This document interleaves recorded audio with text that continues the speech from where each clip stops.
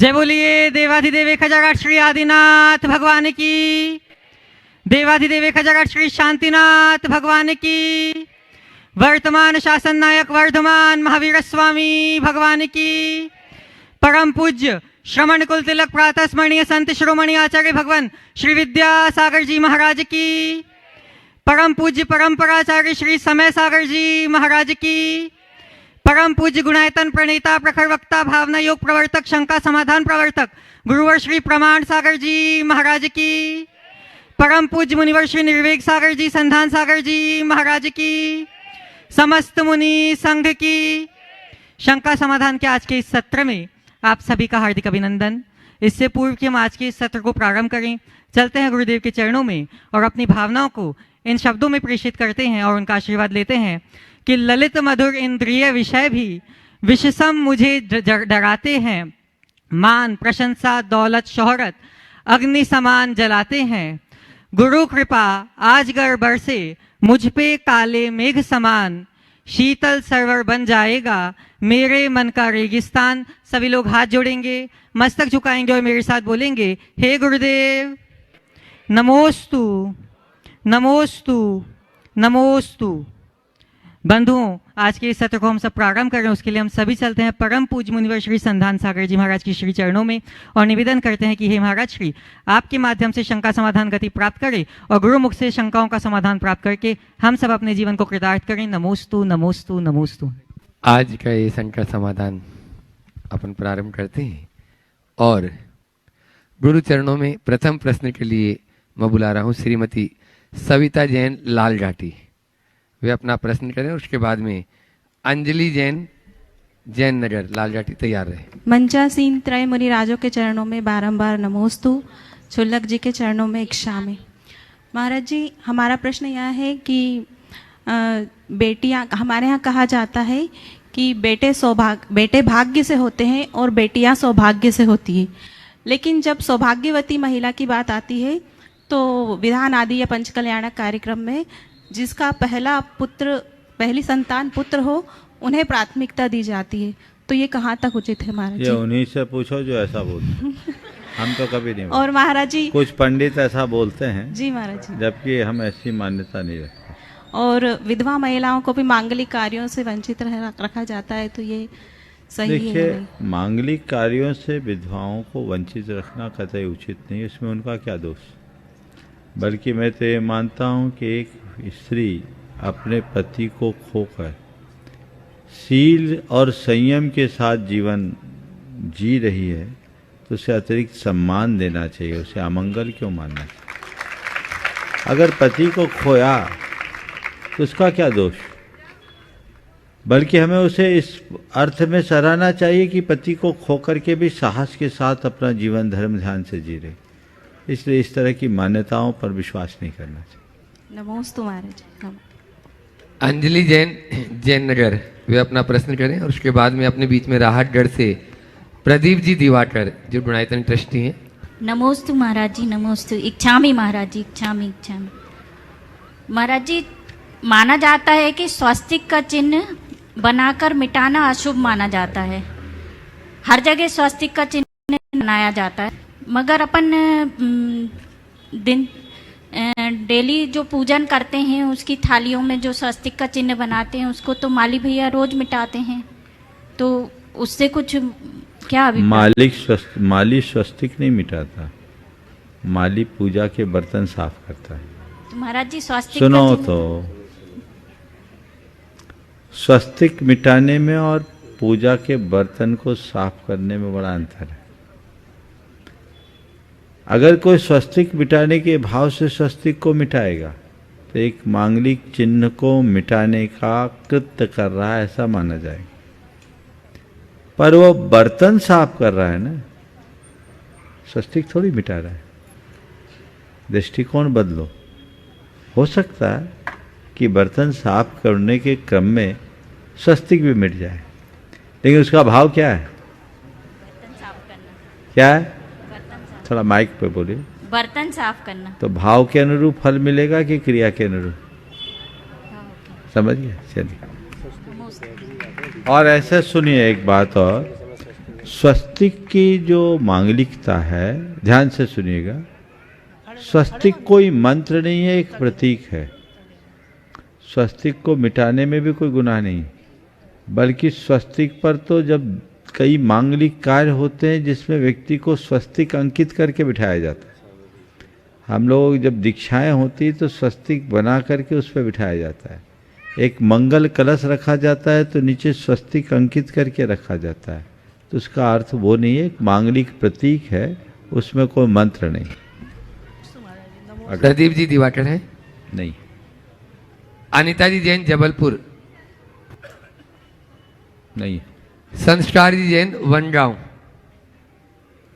संस्कार जी जैन वनगांव अपना प्रश्न करें, उसके बाद में अपने बीच में नारायण नगर से गुणायतन ट्रस्टी राजेश जी श्वेता तैयार रहेंगे। गुरु भगवंत के चरणों में बारंबार नमोस्तु। दोनों मुनिराज के तीनों मुनिराज के चरणों में बारंबार नमोस्तु। शुल्लक जी के चरणों में बारंबार इच्छाकार। गुरुदेव, आजकल सूतक और पातक को लेके सोशल मीडिया पे कई भ्रांतियां फैल रही हैं। एक पंडित जी बोल रहे हैं कि हमारे जैनागम में कहीं सूतक पातक का उल्लेख नहीं है। तो हम लोग ने तो जैनागम पढ़ा नहीं है इतना, तो गुरुदेव मार्गदर्शन करें और भ्रांतियों को मिटाएं। सबसे पहला मार्गदर्शन तो मैं ये दूंगा कि सोशल मीडिया के माध्यम से भी अगर अध्ययन करो तो हर किसी की बात को प्रमाण मानकर मत करो। चाहे जिस पंडित या विद्वान की बात को प्रमाण मत मानो। समझ गए? आप बिल्कुल योग्य व्यक्तियों की बात को ही प्रमाण मानो, गुरुओं की बात को प्रमाण मानो। जहाँ तक सूतक पातक का सवाल है, सूतक शब्द शास्त्रों में आया है। तिरुपन्नति में सूतक शब्द का प्रयोग है, मूलाचार्य में सूतक शब्द का प्रयोग है। लेकिन सूतक पातक का जो पीढ़ियों के साथ विधान है, इतनी पीढ़ी उतनी पीढ़ी, ये सब जो चीज़ें हैं, ये किसी प्राचीन मूल ग्रंथ में नहीं दिखता। ये बाद के ग्रंथों में दिखाई पड़ता है। संभवतः इसी वजह से उन्होंने ऐसा कहा हो। लेकिन ये हमारी सामाजिक रीतियाँ जैसी चल रही है उसे चलते रहने देना चाहिए। सूतक पातक की धारणाएं भी अलग अलग देश में अलग अलग है।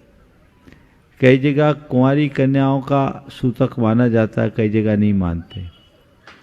कई जगह है सूतक पातक के दिनों में मंदिर ही नहीं जाते, और कई जगह है सूतक पातक होता है तो मंदिर जरूर जाते। कई जगह ऐसा है कि सूतक पातक में घर में पंच आकर शास्त्र का स्वाध्याय करते, एक अच्छी परंपरा है। तो इस विषय में मैं इतना ही कहूँगा कि जहाँ जैसा चल रहा है वैसा करना चाहिए। द्रव्यक्षेत्र काल भाव के अनुसार सूतक पातक लगता है। आज के समय में कई बार ऐसा सवाल होता है कि ऐसा व्यक्ति जिसको हम जानते नहीं पहचानते नहीं, अमेरिका में रहने वाला व्यक्ति, यहाँ हम सूतक मान रहे, अब इसका क्या रिलेशन? तो मैंने कहा भैया, बाकी तो मैं ज़्यादा दिमाग नहीं लगाता, इतना मुझे समझ में आता है कि इस निमित्त से तुम्हें अपने खानदान का तो पता लग जाता है। ये सूतक पातक है, मेरा करेक्शन कहीं जुड़ा हुआ है, नहीं तो आज के समय में लोग उसको भी भूल जाएंगे। इसलिए जैसा चल रहा है उसे चलते रहने दीजिए। अपने बीच में गुणायतन ट्रस्टी राजेश जी श्वेता जैन वो प्रश्न कर रहे हैं, जो घर में व्रती जीवन यापन भी कर रहे हैं, वे अपना प्रश्न करें, और उसके बाद में धैर्य जैन लाल घाटी तैयार रहे। नमोस्तु महाराज जी, नमोस्तु नमोस्तु। शुल्लक जी को इच्छामी, माता जी को बंदामी। महाराज श्री, गुरुकुलम की जब घोषणा हुई और आपने बताया कि पुराने रूप में ही गुरुकुलम में बच्चे पढ़ेंगे, वैसे ही होंगे, तो एकदम जब आपने बताया था तो मुझे भोजपुर का जब जैन तत्व विद्या पढ़ रहे थे तब आपने जो पढ़ाया था वो एकदम याद आ गया। आपके चेहरे पे जो चमक थी कि गुरुकुलम ऐसे होते थे जहाँ पे पहले जो बच्चे आते थे वो उतने समय के लिए दीक्षित रहते थे, सिर्फ जितने समय गुरुकुलम रहते थे। क्या भविष्य में हम ऐसा गुरुकुलम भी आपके सानिध्य में देखेंगे? देखिए, एक बहुत ही महत्वपूर्ण प्रसंग राजेश भाई ने उठाया है। हमारे शास्त्रों में एक व्यवस्था है जहाँ 5 प्रकार के ब्रह्मचारियों की चर्चा है। उसमें कुमार ब्रह्मचारी, गूढ़ ब्रह्मचारी, उपनय ब्रह्मचारी, अवलंब ब्रह्मचारी और नैष्ठिक ब्रह्मचारी। अधिक्षा ब्रह्मचारी भी एक कहलाता है, इसी के दो भेद है। तो उसमें नैष्ठिक ब्रह्मचारी एक ब्रह्मचारी ऐसा जो आजीवन ब्रह्मचर्य के साथ शास्त्रों का अध्ययन करता है। पुराने काल में विद्यार्जन ब्रह्मचर्य पूर्वक किया जाता था। तो जो पूरे आजीवन ब्रह्मचर्य व्रत लेकर ब्रह्मचारी की मुद्रा, जिसने शिखा, तिलक, यज्ञोपवीत आदि सब लेके करता, उसको नैष्ठिक ब्रह्मचारी कहते हैं। उपनय ब्रह्मचारी जो ब्रह्मचारी के वेश में शास्त्र का अध्ययन करते और अध्ययन पूर्ण होने के बाद गृहस्थ अवस्था को धारण कर लेते हैं। एक अवलंब ब्रह्मचारी जो क्षुल्लक के भेष में शास्त्रों का अध्ययन करते और अध्ययन पूर्ण होने के उपरांत गृहस्थ आश्रम में प्रवेश कर लेते। और एक है कुमार ब्रह्मचारी। क्या है? हाँ, कुमार ब्रह्मचारी, इसको अधिक्षा ब्रह्मचारी भी कहते हैं। वे जो मुनि बनकर के शास्त्रों का अध्ययन करते थे और अध्ययन पूर्ण होने के उपरांत वे चाहे तो विवाह भी कर सकते थे, गृहस्थ आश्रम में प्रवेश कर सकते। 10वीं 11वीं शताब्दी तक ये व्यवस्था चली। बाद में लगता है कि ये व्यवस्था आगे नहीं चली, क्योंकि बाद के ग्रंथों में ऐसा देखने में नहीं मिलता। तो ये एक व्यवस्था थी। आपने पूछा है क्या ऐसा भविष्य में होगा? भविष्य में क्या होगा मुझे नहीं मालूम, लेकिन वर्तमान की जो शिक्षा की व्यवस्था है उसमें इस तरह के गुरुकुल प्रणाली को संचालित करना बहुत कठिन है। असंभव तो नहीं है। अगर थोड़ी सी भी बात बाहर आ जाएगी तो लोग डरने लगेंगे, फिर तो अपने बच्चों को ही नहीं भेजना चाहेंगे। तो इसलिए अभी तो मैं ये कहूँगा कि इस तरह की धारणा बनाना भी ठीक नहीं है। हम तो ये चाहेंगे कि हमारे बच्चे ब्रह्मचारी बने या न बने, संस्कारी बने रहे, ये भी बहुत बड़ी बात। और अपने बच्चों को संस्कारी बना करके भेजें, उनके जीवन में सात्विकता है। और अध्ययन काल तक के लिए ब्रह्मचर्य व्रत तो सभी को रखना ही चाहिए। इससे उनके संयम का निर्वाह होता है, व्यक्तित्व का विकास होता है। ये प्रयास करना चाहिए।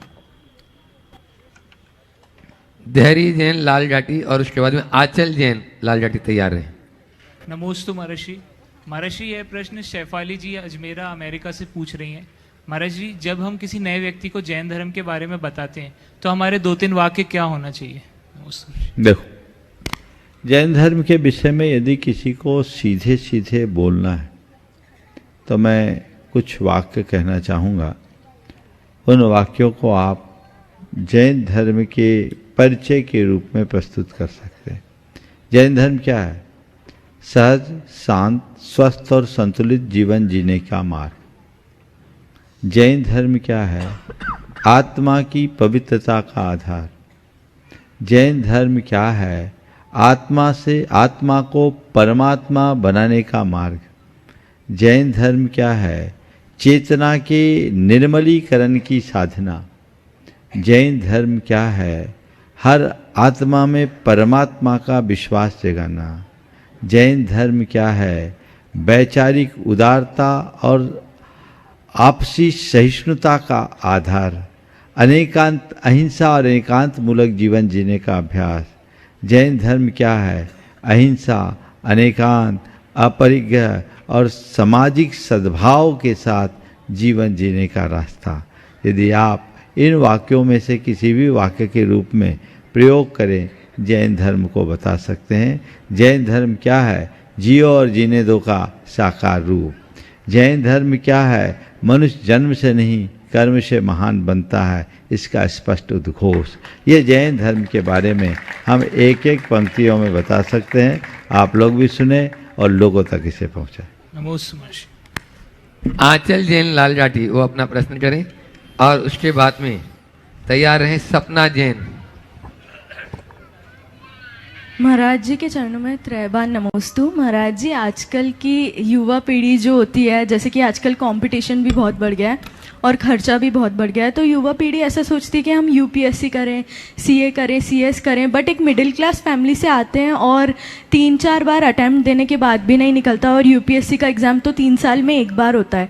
तो महाराज जी उम्र भी बढ़ती है और यूपीएससी का 3 साल शायद 3 साल में एक बार होता है। नहीं 1 साल में एक बार।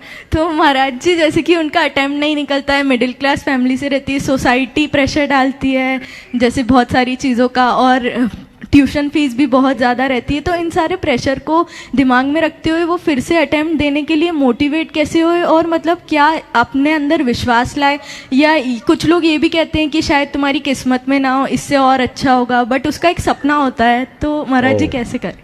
देखिए, सपना देखना अच्छी बात है, पर व्यक्ति को चाहिए कि पहले अपनी योग्यता, क्षमता, संसाधन और परिस्थितियों को देखकर आगे का फैसला ले।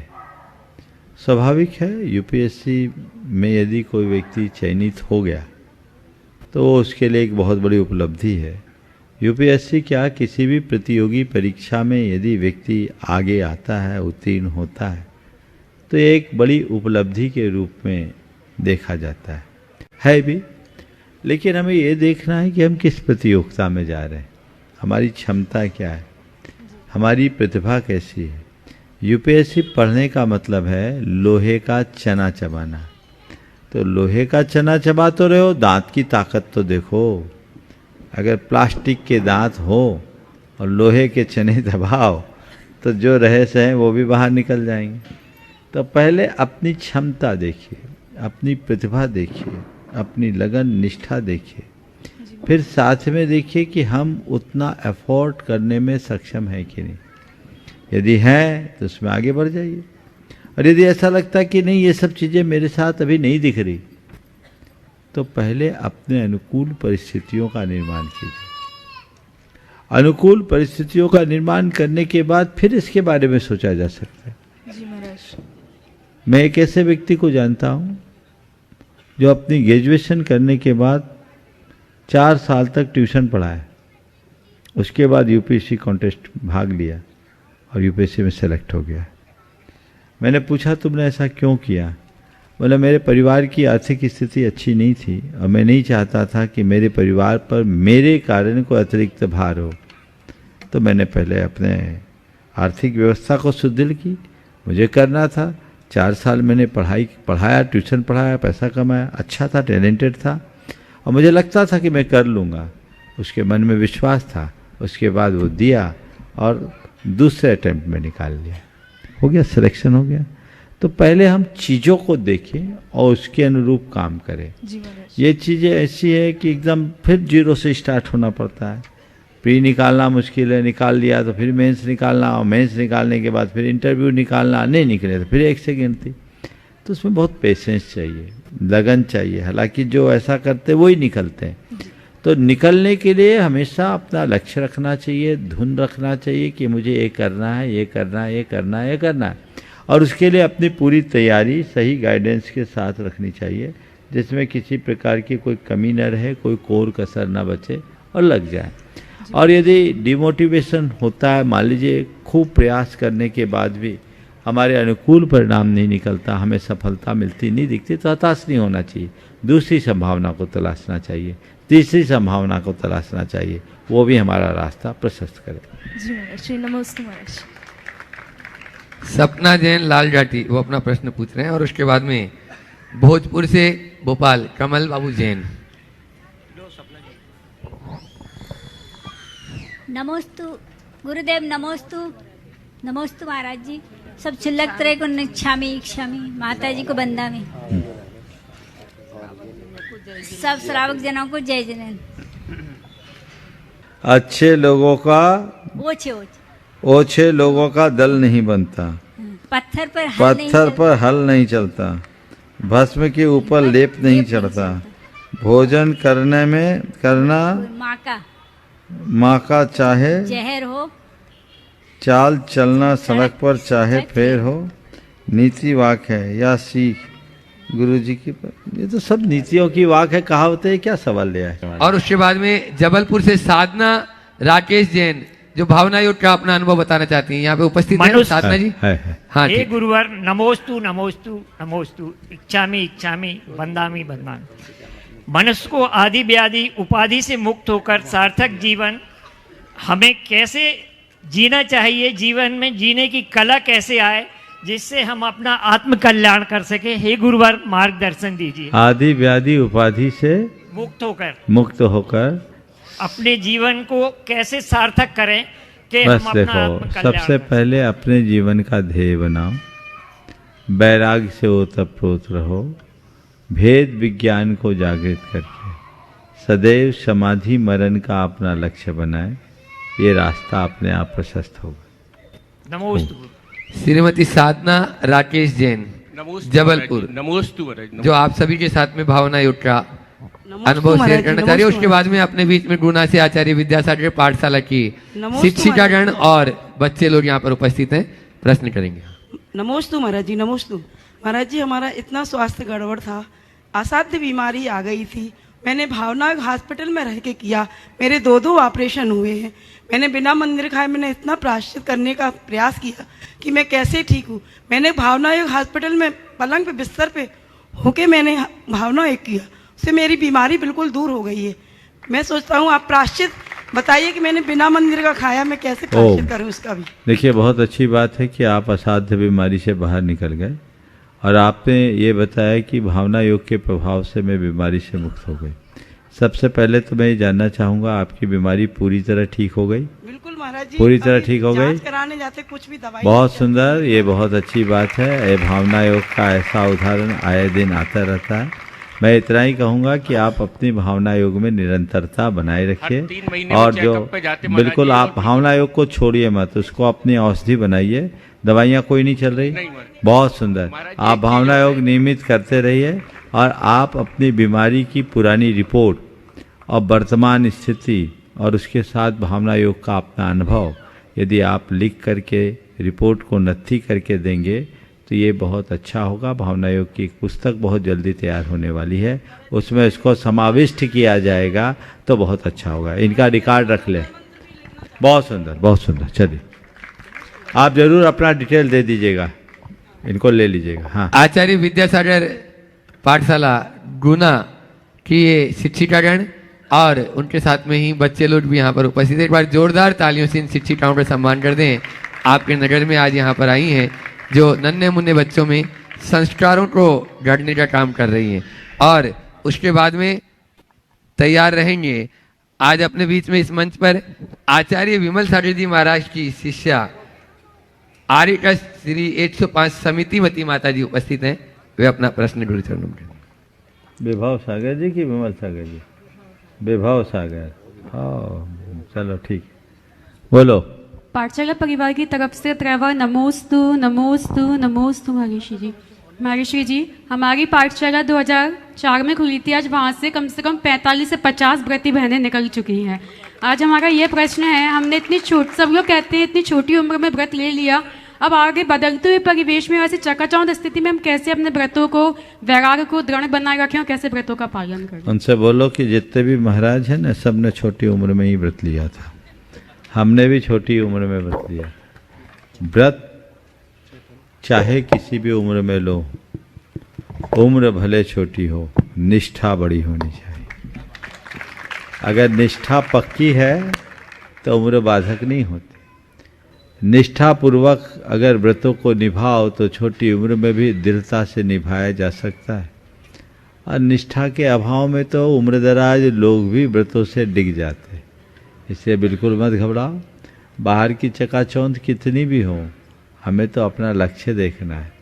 अगर भव सागर से पार उतरने का ध्येय है तो व्रतों का निष्ठापूर्वक अनुपालन करना चाहिए। उसकी तरफ अपनी दृष्टि जगाइए, भावना बनाइए, रास्ता अपने आप प्रशस्त हो। नमोस्तु महर्षि। आचार्य विभव सागर जी महाराज की सुयोग्य शिष्या आर्य का 105 समिति मती माता जी भी अपना प्रश्न करें और उसके बाद में तैयारी डॉक्टर एस के जैन लालघाटी। ना जगन गुणानाम गुणसामा दृष्टा नाम, हाँ, इसका अर्थ बता दीजिए, हमें बहुत दिन से समझ में नहीं आ रहा है। हाँ, न जघन गुणानाम, जो जघन गुण वाले परमाणु होते हैं उनका किसी के साथ बंध नहीं होता। परमाणु कौन से हैं? ऐसे परमाणु कोई भी परमाणु हो सकते हैं, उनको चिन्हित नहीं किया जा सकता। परमाणुओं में अपना परिणमन होता रहता है और परिणमन होने से उनके अंदर रहने वाली शक्तियाँ घटते बढ़ती है। घटते घटते जब एक पर आ जाती है तो उसको जघन्य गुण कहते हैं। उस परमाणु का किसी के साथ बंध नहीं होता। वही परमाणु परिवर्तित होते होते जब फिर अनेक में आ जाता है तो बंध के लायक हो जाता है। और गुणों की समानता होती है और एक दूसरे से मेल करने वाले होते हैं तो भी स्निग्ध वृक्ष परमाणुओं में बंध नहीं होता। डॉक्टर एस के जैन, जैन नगर लालजाटी, और उसके बाद में ललितपुर से अपने बीच में वैदेही जैन यहाँ पर उपस्थित है, वे प्रश्न करेंगे। डॉक्टर साहब। मंचासीन सभी साथियों को नमोस्तु नमोस्तु नमोस्तु। महाराज श्री, आज हम ऐसी जगह खड़े हुए हैं, भावना योग और कृष्ण पंच ऐसा है कि जहाँ ये कल्प वृक्ष रूपी भावना योग के सामने हम खड़े हुए हैं, जहाँ से केवल शंकाओं का समाधान तो होता ही है, पर महाराज श्री जो हम सोचते हैं वो भी हमको मिलता है। आज पूरे हिंदुस्तान में पहले दो ही चीज़ ऐसी थी जिसमें एक शिक्षा और एक चिकित्सा, दोनों को निस्वार्थ सेवा करके लोग अपने आप को बड़े धन्य मानते थे। गुरुदेव, आज दोनों शिक्षा और दीक्षा इतनी महंगी हो गई है, इतनी महंगी हो गई है कि शिक्षा की तरफ तो आपने ध्यान दे दिया, आपने शिक्षा की तरफ से उस कल्प वृक्ष से हमको ऐसा मिल गया है कि वो बिल्कुल ऐसी शिक्षा मिल गई है कि जिसमें जो होनहार बच्चे हैं उनको निःशुल्क शिक्षा मिल रही है। पर महाराज श्री, इस चिकित्सा का क्या होगा? आज स्थिति इतनी बदतर हो गई है कि जिस डॉक्टर के पास भी जाते हैं उस डॉक्टर के केवल हाथ भी नहीं रखता है पेशेंट के ऊपर, और सबसे पहले तो वो इन्वेस्टिगेशन लिखना चालू कर देता है। सीटी ओम। महाराज श्री, मैं तो यही कहूँगा, ये एक अच्छा सुयोग है कि भोपाल में शिक्षा के क्षेत्र में गुरुकुलम की स्थापना हुई है और बहुत जल्दी वह अपना आकार देने जा रही है, और ये शुरुआत है।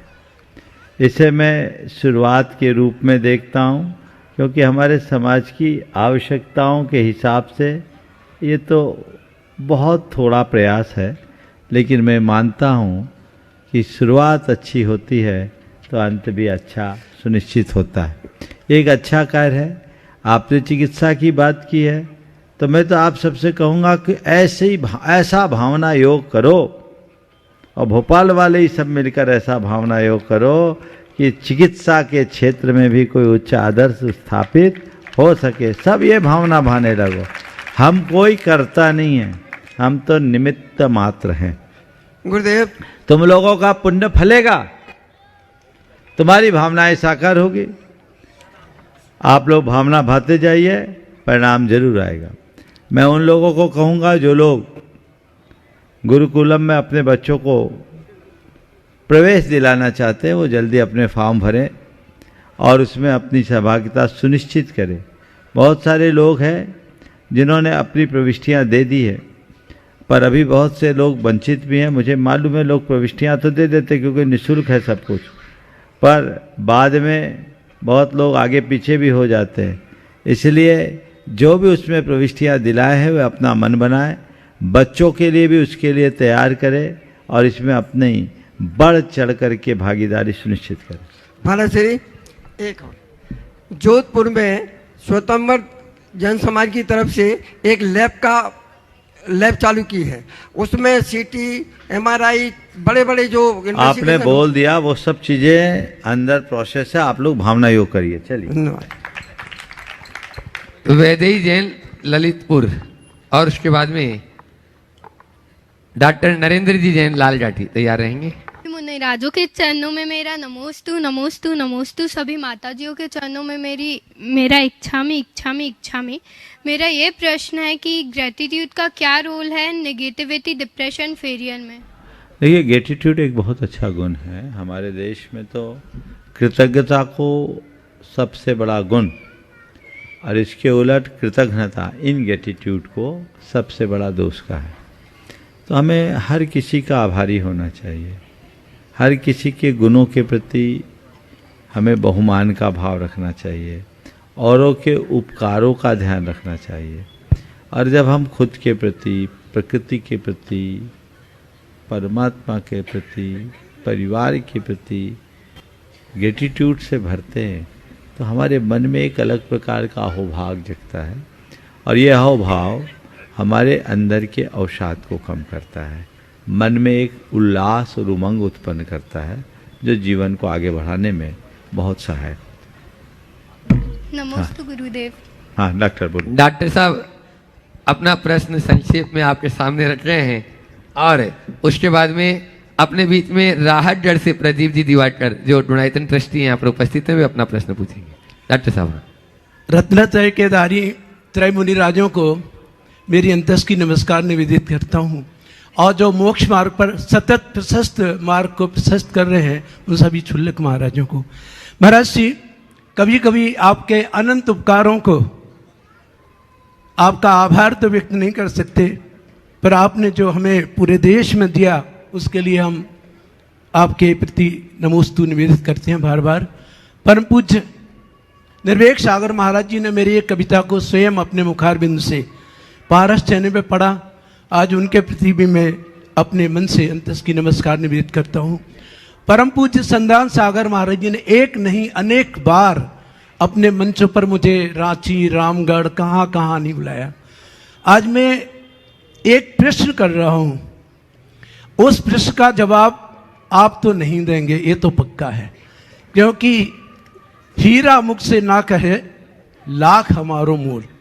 पर मुझे निवेदन है कि परम पूज्य निर्वेक सागर महाराज जी या परम पूज्य संदान सागर महाराज जी उस प्रश्न का जवाब देंगे। 2 मिनट का प्रश्न नहीं है, 1.5 मिनट का है कि अक्सर एक प्रश्न ये सभी की तरफ से है, आप सबकी तरफ से, मेरी तरफ से नहीं है। ये एक 40 लाख लोग इस समय देख रहे होंगे, उनकी तरफ से है। ये अक्सर एक प्रश्न उठता है मेरे मन में, पूज्य संदान सागर महाराज जी जवाब देंगे या निर्वेक सागर जी। अक्सर एक प्रश्न उठता है मेरे मन में, क्यों आते हैं दूर दूर से लोग यहां पर? शायद प्रश्न सभी का ये हो सकता है कि क्यों आते हैं दूर दूर से लोग यहां पर, कहां कहां से लोग यहां पर आते हैं और कैसे कैसे लोग यहां पर आते हैं। अरे खरबों की माया है जिनके आंगन में, वो भी निर्धन बनकर आते हैं। कुछ आते हैं 7 समुंदर पार से, कुछ आते हैं बहुत दूर इस गांव से। जैन अजैन सभी दीवाने आते हैं। क्या है ऐसा तुम में, क्यों यहां पर आते हैं? कितने पंडित अनपढ़ बनकर आते हैं, कितने पंडित अनपढ़ बनकर आते हैं, कितने तो साहित्य मनीषी आते हैं, कितने हैं विज्ञान जगत के जाने माने, वो भी अपनी शंका लेकर आते हैं। अरे भटके हुए युवा जगत की बात करूं तो सबसे अधिक युवा प्रभावित होते हैं और बच्चे तक जिद करते हैं आने को। नन्हे मुन्ने प्यारे बच्चे आते हैं कि आसमान के पंछी भी तकते हैं तुमको, शायद उनका मन करता तुमको छूने का। आसमान के पंछी भी तकते हैं तुमको, शायद उनका मन करता तुमको छूने का। जंगल के चौपाए कभी मिल जाते होंगे, उनकी आंखें भी तुमको झुक जाती होंगी और जंगल की हरियाली भी चरण चूमती, जंगल की हरियाली भी चरण चूमती, शायद उसके स्पंदन मर जाते हैं। बोलो बोलो, अरे बोलो, ऐसा क्या है संत प्रमाण सागर में, क्यों सारी सृष्टि झुक जाती है और क्यों मेरी कविता गीत तुम्हारे गाती है, गीत तुम्हारे गाती है, गीत तुम्हारे गाती है। अच्छा, अब बोलो, हमें तो बोलना ही नहीं है। अच्छा है, बढ़िया हुआ, प्रश्न पहले ही बाईपास हो गया। बोलो प्रमाण सागर जी महाराज की। अगर सीधे आता और तो शायद उत्तर भी मिल जाता, लेकिन अब हम भी चाहेंगे कि उत्तर बाजू से ही मिले तो ज्यादा अच्छा है। चलो। इस प्रश्न में सब निरुत्तर रहे तो बहुत अच्छा बात है, इसलिए अनुभव जी सर आपको बुलाते हैं। और सुनो, मैं इसका उत्तर दे दूं? हाँ, मैं इसका उत्तर इतना ही देना चाहता हूँ, राज को राज रहने दो। समझ गए ना? एक बार इनकी कविता के लिए जोरदार करतल ध्वनि आप लोग कर दीजिए। प्रदीप जी दिवाकर पहले। बहुत ही गुरु के चरणानुरागी ऐसे नरेंद्र भाई।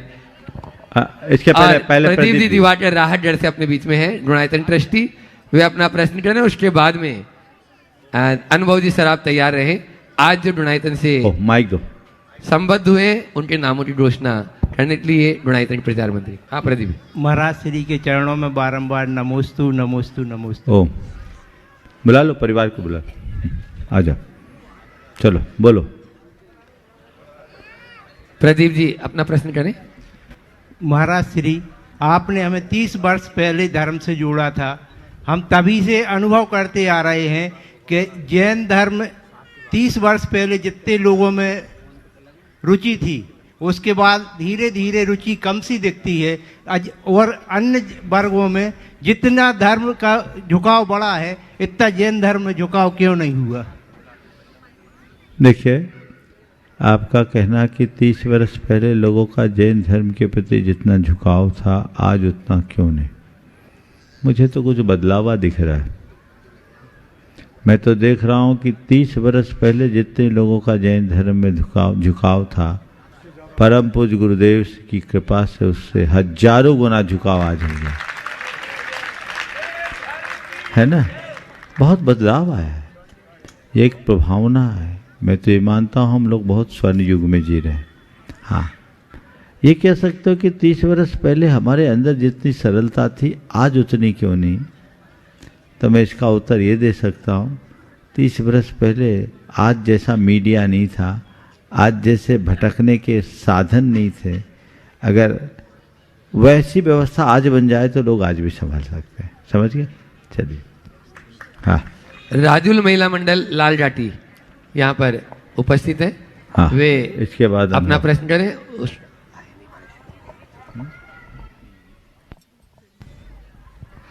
अपना प्रश्न कर रही हैं, उसके पहले एक सूचना भी मैं और दे दूं आपको कि महाराज श्री जी का यहाँ भोपाल में बहुत प्रवास रहा है। 1995 का वह चातुर्मास भी ऐतिहासिक रहा है, जिसमें नरेंद्र भाई और ये सब लोग लगे रहे, अनुभव भैया, राजेश जी, सब वहीं के उसी समय के।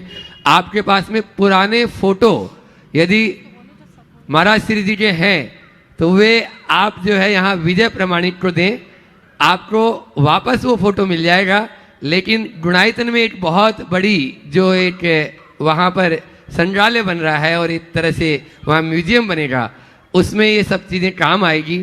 तो आप उन फोटो को, और भी जो देश में सुन रहे हैं जहाँ जहाँ के लोग भी, यदि आपके पास में पूज्य महाराज श्री से जुड़ी हुई इस तरह की कोई दुर्लभ फोटो हो तो जरूर अवश्य भेजें, ताकि उसको और नए रूप में आपको प्रस्तुत करके दिया जा सके। राजुल महिला मंडल यहाँ की प्रश्न कर रही हैं, और उसके बाद में अनुभव जी सर आप। महाराज श्री के चरणों में त्रिवार नमोस्तु नमोस्तु नमोस्तु नमोस्तु के चरणों में इच्छामी इच्छामी इच्छामी, माता जी के चरणों में वंदामी वंदामी। हमने चाहा गुरुदेव को वो लाखों में एक है, हमने पाया गुरुदेव को वो हृदय से नेक है। गुरुदेव की दीवानी तो सारी दुनिया है, गुरुदेव की दीवानी तो सारी दुनिया है, हमारी तो सारी दुनिया ही गुरुदेव है। नमोस्तु गुरुदेव। भगवान जी का जब मोक्ष कल्याणक होता है, तब संपूर्ण शरीर मोम की तरह, कपूर की तरह उड़ जाता है, लेकिन नख और केश रह जाते हैं। कृपया इसका समाधान कीजिए।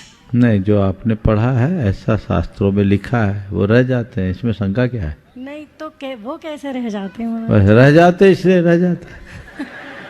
अब इसका उत्तर नहीं, वो शेष रह जाते इसलिए ताकि हम लोगों को कुछ बचा रहे। वो भी चले जाते तो फिर अंतिम संस्कार क्या करते। देखिए एक रहस्य की बात कहता हूँ, इस विषय में आगम में 3 मान्यताएं। एक कथन जो हम लोगों के बीच प्रसिद्ध है, नख केश के अलावा सारा शरीर बिखर जाता है।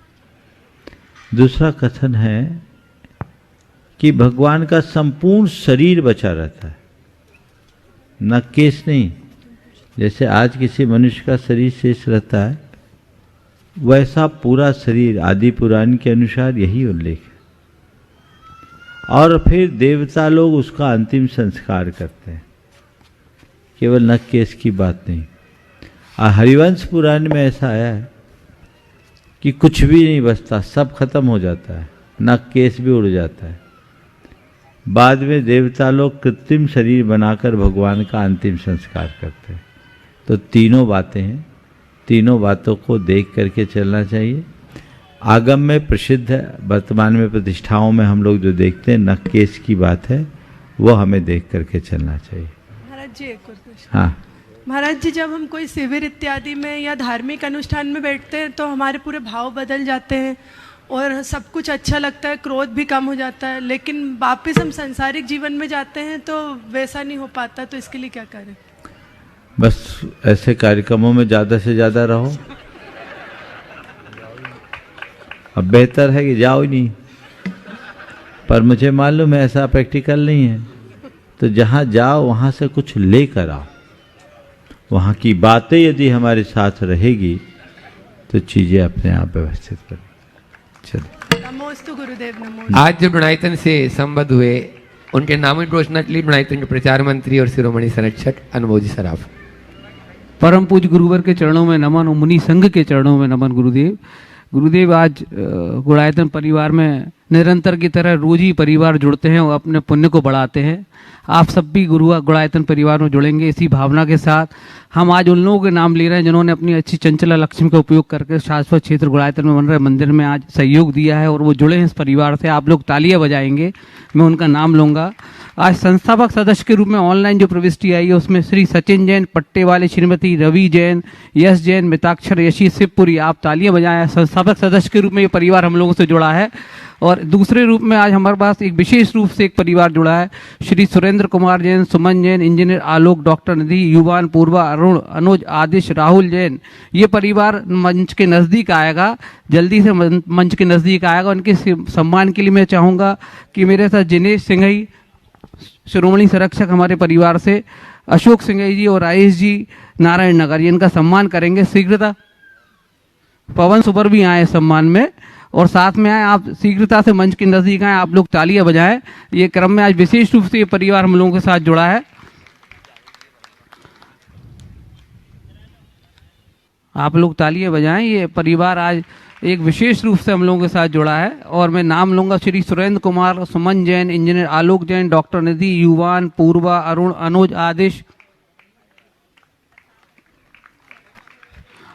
आदेश, राहुल जैन, विदिशा। ये परिवार हम लोगों के साथ विशेष रूप से गुणायतन में जुड़ा है। आप लोग इनका सम्मान चल रहा है। जिनेश सिंघई, अशोक सिंघई, राजेश जी और हमारे पवन सुपर जी। जी गुरु, एक दो तीन सूचना। आज प्रदीप जैन, अनीता जैन, लॉर्ड्स कॉलोनी वालों की तरफ से हमारी जो श्री विद्या प्रमाण गुरुकुलम शिक्षा मित्र की योजना चल रही है, आज 5 बच्चे उनकी तरफ से दिए गए हैं हमारे शिक्षा मित्र के रूप में। आप लोग उनके लिए भी तालियां बजाएं। और साथ प्रदीप भैया कहाँ है? प्रदीप भैया, अगर मेरी आवाज़, अच्छा प्रदीप भैया आए, आगे आए। उनके सम्मान के लिए मैं चाहूँगा कि नरेंद्र बन्ना जी आगे आए और हमारे अभिराज जी साथ में आए, उनका स्वागत करें। आप लोग तालियां बजाएं। साथ में हमारे प्रदीप भैया और अनीता वो भी साथ में आए। और इसी क्रम में मनोज जैन बंटी शिक्षा मित्र के रूप में उन्होंने भी एक बच्चे को एडॉप्ट किया हमारी श्री विद्या प्रमाण गुरुकुलम योजना में। तो आप अगर वो मेरी आवाज़ सुन रहे हैं वो भी मंच के नज़दीक आ जाए। वो भी लाल घाटी में निवास करते हैं और उन्होंने भी इस योजना में एक बच्चे को एक उच्च शिक्षा और मेधावी छात्र बनाने का बीड़ा उठाया है।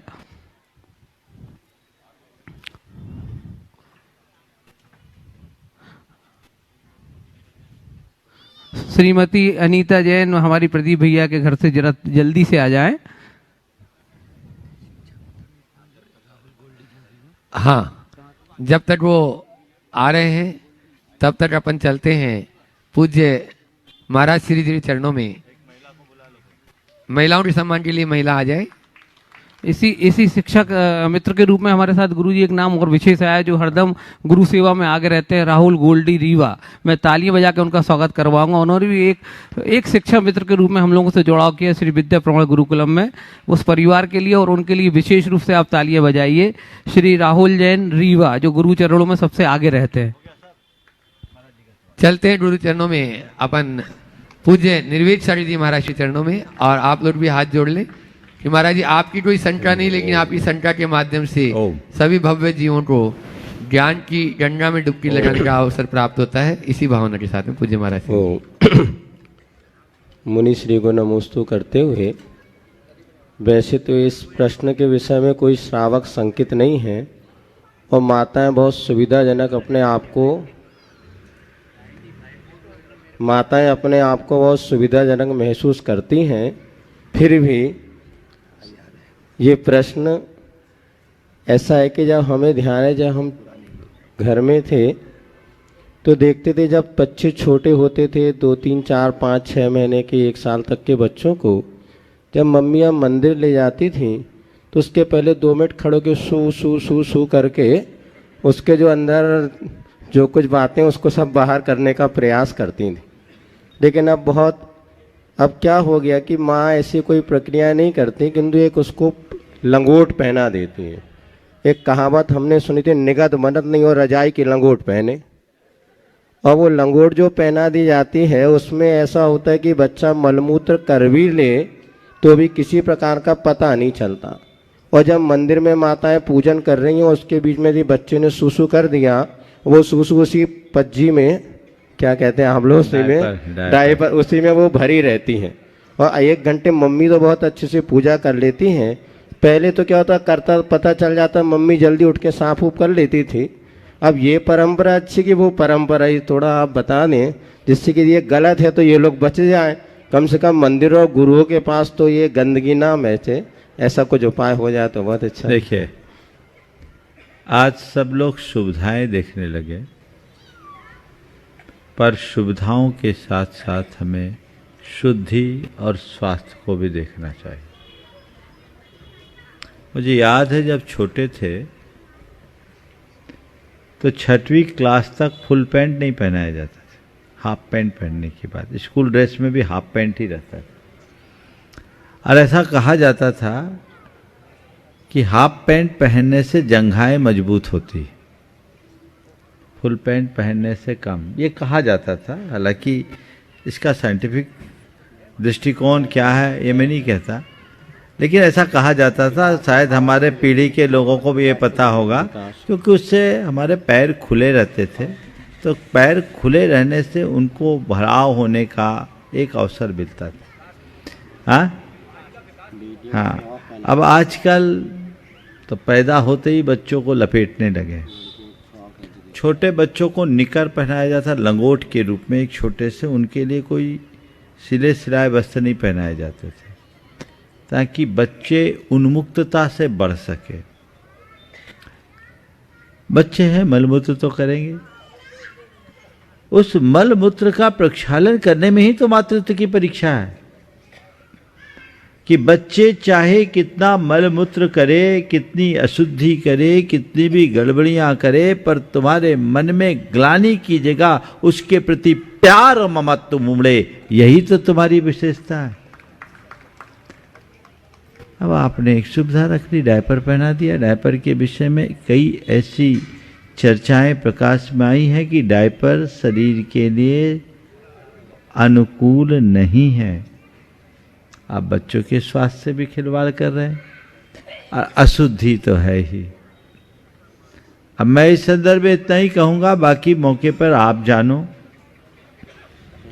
पर कम से कम जिन मंदिर में और गुरुओं के पास तो बच्चे को शुद्धि के साथ लाओ। कई लोग तो सम्मित शिखर की वंदना डायपर पहना के करा रहे हैं, मत कराओ ना, बच्चा थोड़ा बड़ा हो जाए तब कराओ, या शुद्धि लेके ऊपर क्यों जा रहे हो? मंदिर में आप अशुद्धि लेकर के जाओगे तो पाप के भागीदार बनोगे कि नहीं बनोगे? मंदिर की आराधना करोगे कि नहीं करोगे? बच्चे को ले जाना है तो निर्वृत्त करा के ले जाओ, उसको भी बंधन मत रखो। अब मुझे नहीं मालूम उसका अनुभव उनको कैसा होता है, बंधन तो लगता ही होगा, वो तो जो पहना उसी को पता हो। लेकिन ये चीजें ठीक नहीं हैं, इन पर सभी को गंभीरता से विचार करना चाहिए। मंदिरों में गुरुओं के सानिध्य में आप इसे पूरी तरह से बंद कर दीजिए, निर्वित्त करा के लाइए। छोटे बच्चे हैं ना, तो भगवान के पास कम रहिए, बच्चों के साथ ज़्यादा रहिए। कोई ज़रूरी नहीं है 1 घंटे पूजा करने की, आप 15 मिनट में भी पूजन करके काम कर सकते हैं, या परिवार के अन्य सदस्यों के जिम्मे छोड़ करके भी आप अपना काम कर सकते हैं। थोड़े दिन की बात है, 1-1.5 साल का बच्चा हो जाता है तो थोड़ा उसको समझ में आने लगता है, थोड़े दिन की बात है। महाराज कह रहे अपने कपड़ों की चिंता है महाराज, बच्चों की चिंता नहीं है। चक्कर तो यही है, नहीं, जब तक बच्चे तुम्हारे गोद गीली न करे तो तुम्हारा मातृत्व कैसे प्रकट होगा। सहन करो, अपने माँ बाप को याद करो, उनने किस तरीके से हमारा लालन पालन किया। वो परंपरा अगर विकसित होगी तो अच्छा होगा। तो हमें इन सब बातों का ध्यान रखते हुए अपना काम करना चाहिए। समय पूर्ण हो गया है, इसलिए यहीं पर विराम। बोलिए परम पूज आचार्य गुरुवर श्री विद्यासागर जी महाराज।